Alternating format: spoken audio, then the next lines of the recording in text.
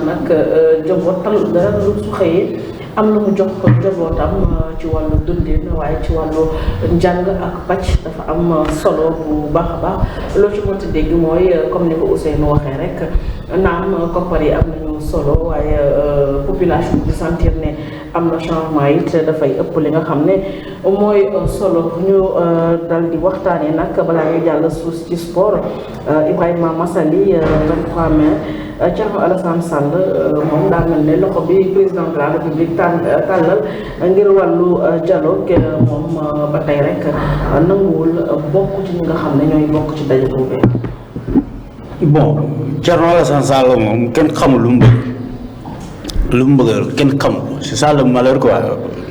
Constance Sam tu te dis alors du nit boo xamante ne parce que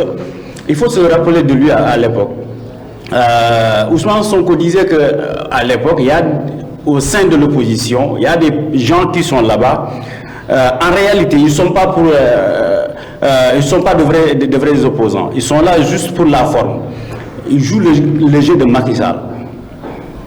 Gisoon nañu ko fi à l'époque te lii da koy confirmer. C'est quoi le jeu de Macky Sall? Bon, le jeu de Macky Sall à chaque fois day am ay ñoo xamante dañ nekk ci opposition bi mais dañuy def genre topp la ñuy def quoi di faire semblant être avec toi or en réalité je suis pas avec toi. lépp lu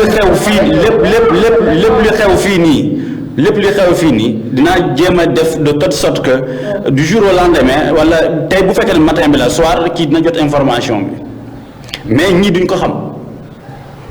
Oui, mais en quoi cela ressemble à Macky Sall? Macky Sall moom laa la wax ni c'est-à-dire pour comprendre actuellement li muy def nii foog nga remonter ko ci ginnaaw.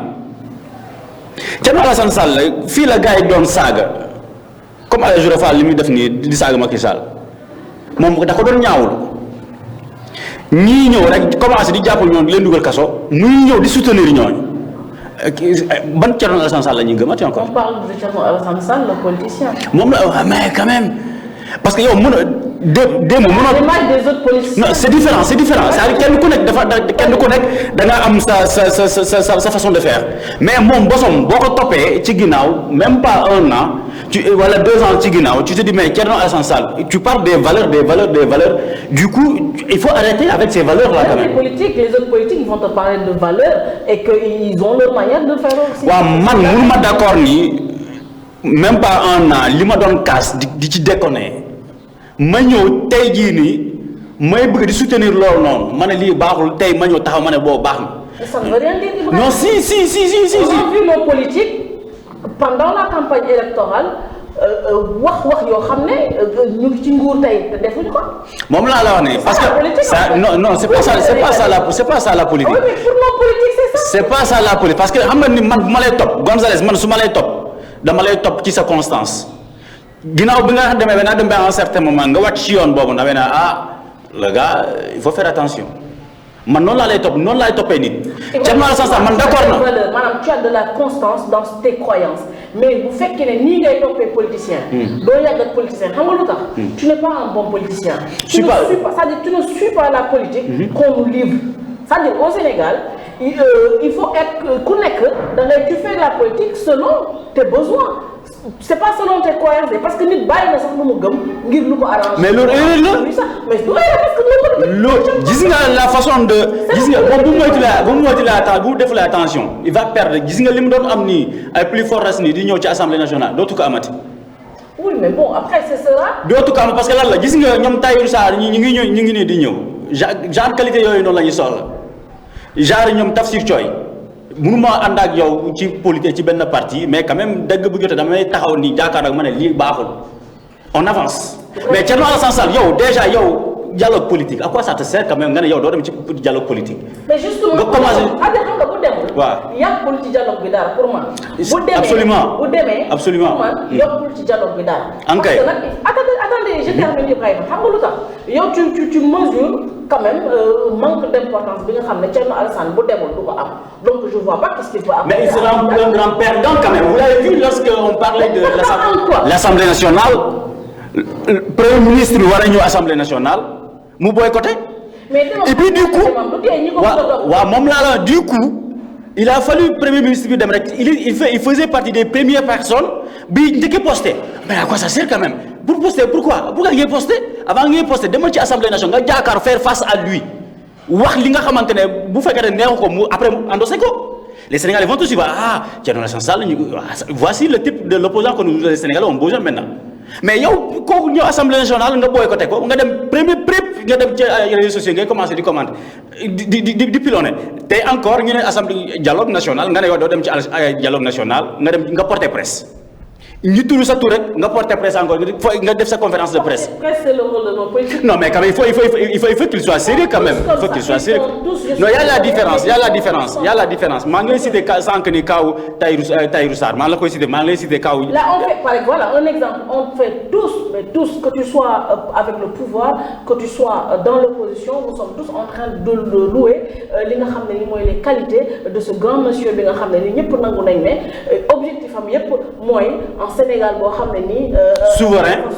Voilà. Sénégal boo xam ne nii liñ leen imposer hors de leur pays loolu la ñuy imposer les étrangers qui viennent chez nous. Voilà. On est tous en train de. voilà léegi li mel noonu bu nit bu koy défendre yow nga taxaw fale nga bëgg a contredire loolu noonu mais Thierno Alassane Sall les Sénégalais ne parviennent plus à le suivre bu defulee attention maa ngi la depuis kañ la dugg ci politique bu defulee attention élection yi di ñëw nii députation yi di ñëw nii du dugg sax assemblée nationale. Les Sénégalais qui sont en train par exemple de louer tey les qualités de Tahirou Sarr ce sera les mêmes Sénégalais demain qui vont s'opposer à ce Tahirou Sarr on l'a vu sur les réseaux sociaux des Sénégalais yoo xam ne ils s'attaquent à ce monsieur pour te dire que ne gis nga non politique là Ibrahima man j'ai pas confiance à 100%. Je suis là je suis Sénégalais ñu fi teg yéen dama leen di nangul ndax yàlla mooy fal mais c'est pas pour autant que je dis que oui ils sont parfaits c'est pas il y a la perfection. Alors je te dis aujourd'hui tey jii maa la koy wax jàpp ko incha allah bu ñu ko fekkee di nga ñëwaat nga ne pourtant waroon nga ko fii nii. du dem de nee na du dem c'est vrai du dem wax na ko il fera partie des premières personnes dialogue bi bu jeexee tag moom moo njëkkee posté. loolu politicien la à quoi ça sert quand même. waaw du ma bokk waaye su wax jotee damay wax il n'a pas droit à la parole quand même. am kay il a droit à la parole nag. quoi qu'on puisse dire Thierno Alassane moom ci logique am la nekk parce que gis nañ fi dialogue ñaata yoon la fi l'ancien président Macky Sall woote ay dialogue te pourtant ñi nga xam ne tey ñoom ñoo nekk au pouvoir dañ doon wax du ñu dem ci dialogue ba parce que mënuñu jël paaka teg ko seen pot. c'était ça ki nga xam ne tey moom mooy. loolu la ñu doon wax Thierno Alassane ci posture boobu noonu tey la nekk. parce que li mu wax lan lañ ko teg ci ndodom. j'allais en venir dama ni moom li mu wax mooy du dem parce que jéego yi nga xam ni ñii fi toog noonu la ñu commencé moom gisul. mooy ñi jàpp saagakat yi leen dugal kaso. loolu neew ko quoi. Cour des comptes état bi jàpp ñi nga xamante ne ñi sàcc suñu xaalis ñi dugal ñooñu di leen traquer justice nga ne loolu àndoo ci loolu noonu. mais Thierno Alassane Sall naka arrêté quand même. il n'a pas dit ça. mais c'est que d'accord ci ñi jàpp. Thierno Alassane Sall xanaa gisoo ko sorti yi mu doon def fii nii. Voilà parce que là dafa doon ñaawlu ni ñuy attaqué ñi nga xam ni ñuy traqué ñi nga xam ne ñoo doon sàcc suñu xaalis. mais Thierno Alassane xanaa dafa waroon tàccu. non c'est-à-dire rapport moo leen épinglé. Je suis d'accord quand même. mais il faut admettre que Thierno Alassane Sall il est dans sa logique moom li mu gëm loolu la wax et que loolu lay def parce que arrangé wu ko gis na ni jàpp na ni moom dem ci dialogue boobu noonu ak toog këram la yemale mais n'empêche man bu doon man maay moom bu fekkee dafa ni moom dafa jóg pour teewal fi li nga xam ne tey ñoom mooy askan wi dafa war a dem déglu li nga xam ne tey moom moo fa xew moom la ñuy waxtaanee parce que réew mi la ñuy waxtaanee amaana tey ñoom ñi nga xam ne ñëw nañ bëgg nañ dajale ñi nga xam ne ñoom ñooy toutes les couches sociales pour toog ak ñoom daal di waxtaan ak ñoom moom dina am loo xam ne tey bu fekkee d'accord na ci ay points ak Pastef c'est bien bu fekkee d'accord mu taxaw ni aussi d'accorduma ci lii ak lii moom loolu la ñuy xaar ci moom mais tamit il faut nga nangul ko aussi que moom posture bi mu jël aussi moom la engagé. sa valeur bu muy incarné bu muy naan moo valeur lay incarné loolu laa bëgg mu teg ko ne à côté quoi parce que dialogue boobu noonu certainement ils vont parler des partis politiques plus de 300 et quelques partis au Sénégal et on parle actuellement le financement des partis politiques léegi yow loolu c'est des enjeux yoo xamante ne ça va te toucher à l'avenir yow nga ne doo ci waxtaane te ñooñu bu ñu demee ba dialogue boobu noonu ñu ne oui maintenant pour être un parti politique loi bi nga xamante ne moom lañ érigé pour parti politique mën a exister fii au Sénégal loi boobu dañ koy appliquer yow nga ne dialogue boobu doo ci dem léegi bu ñu xasee ba tënk foofu noonu dialogue li nga xamante ne moom la ñu war appliquer après tu seras le première personne à dire oui dialogue ñi ce sont des c'est pas des dictateurs. mais certains étaient contre ci loi parrainage on a vu et c'était exprès pour éliminer certains partis politiques li nga xam ne moom il était en fait dire que je veux te faire comprendre que ni gis nga non politique là. maanaam li ñu la gëmloo du loolu moo nekk ci ñoom bu leen arrangé dañuy def bu leen arrangé wul duñ ko def ndax parrainage fii la fekkoon ñëpp ñu commencé fee yóbbu mbele leen muy dañoo bëgg non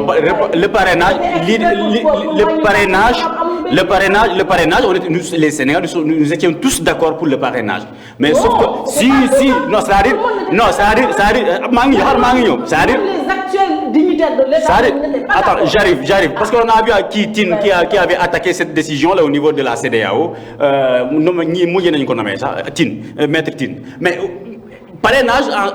en question ce n'est pas quelque chose de mauvais de mauvais xam nga luy problème bi c'est-à-dire la manière de vérifier de vérification moo nekkoon coow li parce que ñoom dañuy ñëw di segg boo xamante ne yow matériel bi fu ñu koy seggee yow doo xam ba segg doo ko fi jëlee ci réew mi non ça loolu moo nekkoon problème bi ñoom dañuy Gonzalez neexuma doo jàll Bambi neex na ma da ngay jàll Xaadim neexuma doo jàll mais loolu il faut que ça s'arrête quand même léegi bàyyi ñëpp ñu dem baa ngi nii ñu ko bëgg a tëj da nga leen neexul non télé bi kenn mënu ko tëj loolu kay moom waaw Thierno Alassane Sall bi nga xamante ne annoncé nekk nañu du bokk ci dialogue bi tout d'abord je vais revenir un peu ci li Gonzalez wax par rapport ak dialogue yi nga xamante ni l'ancien président de la République Macky Sall daal doon na ko woote te Pastef daaw doon dem comme quoi que ni dañu teg paak seen pour contexte yi bokkul parce que quoi qu'on puisse dire boobu noonu amoon na ay nit ñu bëri yu ñu tëjoon ci kaso bi dañ doon génn di manifester am na ñu ci bëri ña nga xamante ni à l'époque Pastef lañ bokkoon donc le président Bassirou Diomaye Diakhar Faye li ñu saluer ci dialogue bi nga xamante ni woote na ko nekkul que ni conflit dafa am actuellement amul benn problème bu am ci diggante opposition bi ak ñi nga xamante ne ñoo di pouvoir bi sauf quoi que ni dafa am rapport yu génn épinglé ay nit ñu leen di tudd ci rapport boobu yooyu noonu justice moo leen woo pour laaj leen ñu tontu par rapport ak li nga xamante ne nii moo di yorin bi nga xamante moom la ñuy yorinu réew mi bu weesoo loolu amul lenn la nga xamante ne am na surtout waa Alliance pour la République sax mën nañoo génn duñu dem ñu comprendre que ni ñoom ñu ngi ci politique mais un Thierno Alassane Sall bu République des valeurs mënoo ne kenn ku bokk République des valeurs actuellement mu ngi ci kaso bi mënoo ne kenn ku bokk République des valeurs actuellement ñu ngi koy tere mu def politique wala mu ngi def rassemblement ñu ngi koy tere yooyu yëpp amut yi mu évoqué nag par rapport ak dialogue bi nee na les conclusions semblent déjà écrites par le régime bañ na ko ba ne semble la utiliser bu nee semble rek c'est parce que kon dara leeragu ci comme bu fekkee leeragul nag yow demal nee nga le président Bassirou Diomaye dafa signé woon benn pacte en 2025 pour transparence am équité am li nga xam ne moo di wàllum démocratie am yow gis nga ne 1 an yi mu def ci pouvoir wala 1 an et quelques mais les termes de référence déjà ont été donnés aux partis politiques kenn ku nekk jël nañu jox bu fekkee tu auras des choses à amender tu amendes tu leur envoies loolu la ñuy wax loolu laa la même bu fekkee amendement yi sax amut même bu fekkoon dañu def terme de référence yi joxe mais yow gis nga ne lii nii lu ñuy doxalee ak lii nii wuute na ak li nga xam te moom la ñu waxoon sénégalais yow demal sur la table nga ne ko lii ngeen waxoon sénégalais yi ak li ngeen di doxal nii bokkul parce que fii nii lii ngeen waxoon te lii ngeen si def bu boobaa sénégalais dinañ juger que ni kii nii li mu wax ak li nga xamante moom la ñuy réalité des faits c'est cohérent mais mënoo absenté ci li nga xamante ne nii moo di dialogue bi ba pare bëgg a prononcé wu sur la vie politique du Sénégal Ibrahima mu ngi koy wax sànq li nga xamante ne ni moo di le premier ministre bu muy dem ci face aux députés à l'Assemblée nationale moom bokkutoon ci ñi dem te bokk na ci ñi première ñi posté di fustiger li nga xamante ne moo di comportement premier ministre wax ne débat Ousmane Sonko interpellé na ko ci débat fu mu ko bëggee nu mu ko bëggee langue bu mu ko bëggee que ça soit wolof que ça soit français que ça soit anglais même bu ko neexee Ziguinchor bu ko neexee feneen yow kooku noonu nga bëgg débat à deux le président woote na dialogue certainement la personne bi ngay wax dina fa toog ñeneen dinañ fa toog am na loo bëgg a wax pour le Sénégal wax ko devant foofu noonu foofu lay gën a neexee assemblée boobu noonu ñëpp dinañ xam ne kii nii kat li nga xam ne moom la bëgg pour jéggee ko gouvernement bi pour l'intérêt du Sénégal mu ngi ci tànk yooyu noonu mais boo annoncé que tu vas être absent ci li nga xam ne moo di loolu noonu ba pare boo continuer da ngay pare di génnaat di wax ci sur la vie politique du Sénégal ça va tout fausser parce que tamit à un moment donné nit ñi dañu ne kii nii fan la far te moom dafa di incarner la nga xamante ne muy République des valeurs le nom sonne très bien parce que ñun Sénégal dañu am ay valeurs contrairement ak yeneen pays du ñu wax yeneen pays nag amuñu ay valeurs mais parce que Sénégal li mu am moom rek moo ko am ay nit ñi fi nekk nit ñu baax kilifa diine yi nangam ak amul beneen réew bu ko am quoi que foofu ñu on est tous d'accord mais un Thierno Alassane Sall bi nga xam ne xam-xamam kenn nattamtewu ko am na xam-xam ci wàllum pétrole ak gaz parce que il était ministre nekk DG plusieurs fois jamono bi nga xamante ne Sénégal am na pétrole am na gaz ressources naturelles yooyu noonu ñuy xool nan lañ ko mën a ñoŋalee pour Sénégal gis seen boppam non seulement génération actuelle bi mais génération future bi Thierno Alassane Sall ba nga xamante ne nii am na xam-xam ci mbir moom ak si yeneen mbir mën na toog ci gouvernement bi nga xamante ne nii ñoom ñu ngi soog a tàmbali wax leen ne man nii laa gisee ak nii laa gisee par rapport ak dialogue bi parce que waxtaan la léegi nag ça revient au gouvernement bu fekkee que ni moom Thierno Alassane Sall expérimenté dans ce domaine wax na leen lu mu gisee ñoom defewuñ noonu parce que des actions politiciennes bu boobaa Thierno Alassane Sall dina mën a génn ne man kat bi ñu wootee pour waxtaan pour intérêt du Sénégal wax naa leen li ma si xalaat boobu defuñu ko bu boobaa wax bi dina safe quoi mais bu fekkee moom am na xam-xam ak dayoo bi mu am yëpp absenté faire la politique de la chaise vide sur domaine boobu noonu après bu génnee waxaat après lan la ñuy wax li nga doon wax nii mën nga ko dem wax ko foofu noonu conclusion yi yaa xool ba xam ñoom jël nañ ko wala jëluñu ko mais ce qui est grave dans si lii nii lim ne des conclusions semblent déjà écrites par le régime heureusement qu'il a dit semble parce que semble moom mën na wax ne mën na nekk waaw mën na nekk déet mais li gënoon yenu maanaam moom mooy mu dem wax li nga xamante moom la xalaat ci réew mi ak ñi seen doxalin bi nga xamante ne àndu si ak ñoom wax leen les points ak les arguments yi nga xamante ne joxe na ko su boobaa ñii bu ñu ko deful wala bu ñu ko defee moom bu boobaa dina mën a génn ak population sénégalaise bi ñooy jugé ku wax dëgg wala ko wax dëgg fi ñu koy jugé nag mooy ci urne yi bu élection amee ñu xool kan la ñuy sànni seen carte yéen ngi wax Tahirou Sarr discours la ñëw génne discours boobu noonu la nit ñi am confiance parce que wax na moom la discours bi am confiance mu ngi koy matérialiser ku si mel ni Tafsir Thioye bu ñu dul présenté ci atmosphère politique bi nga xamante ne ni opposition bi ñu bëri boycotté nañ ci premier ministre moom daf ne du boycotté day dem jàkkaarloo premier ministre bi interpellé ko sur les sujets d' actualité waxtaan si ak moom laaj ko mu indi si ay réponses un Pape Djibril demoon na wax na ñu ngi naan Pape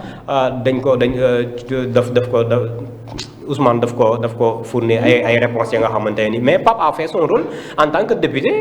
ñëw na. Il a posé des questions pertinentes, des questions d'actualité. Il y a un interpellé le gouvernement. Le Premier ministre Ousmane Sonko a apporté des réponses. C'est tout. L'essentiel, c'est que le rôle que vous jouer en tant qu'opposition, jouer pleinement, vous avez le pouvoir, le rôle que vous jouer, après c'est la population de juger, moi, il y a le dernier mot.